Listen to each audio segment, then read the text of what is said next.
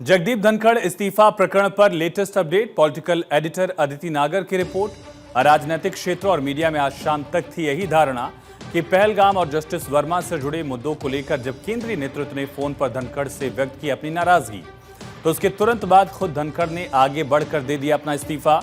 लेकिन अब इस सारे घटनाक्रम से जुड़े एक अहम सूत्र ने किया नया खुलासा और कहा कि सोमवार की शाम लगभग 7:15 बजे धनखड़ से शीर्ष नेतृत्व द्वारा बाकायदा मांगा गया था इस्तीफा और उसके बाद तुरंत बाद अपने पद की गरिमा और शालीनता के अनुरूप धनखड़ ने तुरंत मांगा राष्ट्रपति से मिलने का समय और राष्ट्रपति भवन से भी 15 मिनट में आ गया समय और फिर धनखड़ ने वहां पहुंचकर राष्ट्रपति को सौंप दिया अपना इस्तीफा, जिसे आज दोपहर कर लिया गया मंजूर। वस्तुतः सोमवार की दोपहर 3 बजे खरगे के भाषण की घटना और उसके बाद धनखड़ द्वारा जस्टिस वर्मा प्रकरण पर बहस का प्रस्ताव स्वीकृत कर लेने से पार्टी और सरकार का शीर्ष नेतृत्व हो गया था काफी नाराज और फिर उपराष्ट्रपति के इस्तीफे के अलावा नहीं था कोई विकल्प। एक सूत्र का यह भी दावा है कि यदि आलाकमान की राय मानकर किसी भी कारण धनखड़ नहीं देते इस्तीफा तो फिर पार्टी और सरकार के पास तैयार था प्लान बी। ऐसे में सूझबूझ और दूरदर्शिता दिखाते हुए धनखड़ ने दे दिया इस्तीफा और प्रधानमंत्री तथा मंत्रिमंडल के प्रति व्यक्त कर दिया अपना आभार भी।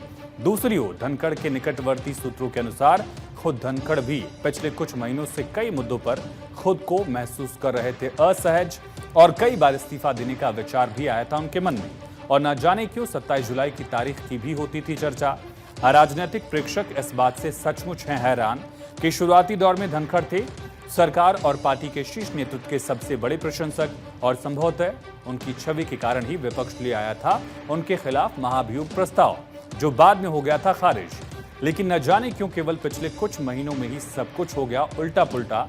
सूत्रों के अनुसार पिछले वर्ष अपने खिलाफ महाभियोग प्रस्ताव के बाद एक पीआर एक्सरसाइज के रूप में धनखड़ ने बढ़ाया था विपक्षी सांसदों से मेलजोल।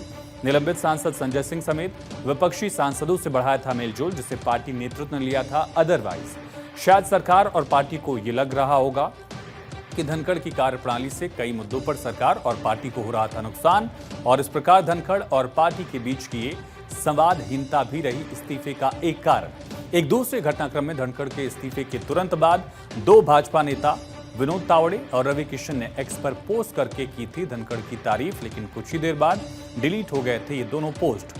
अब ये नहीं रहा महत्वपूर्ण कि धनखड़ ने खुद दिया इस्तीफा या फिर उनसे मांगा गया इस्तीफा, क्योंकि अब शाश्वत सत्य केवल यही है कि धनखड़ अब नहीं रहे उपराष्ट्रपति और 2 साल पहले ही हो गया उनका इस्तीफा।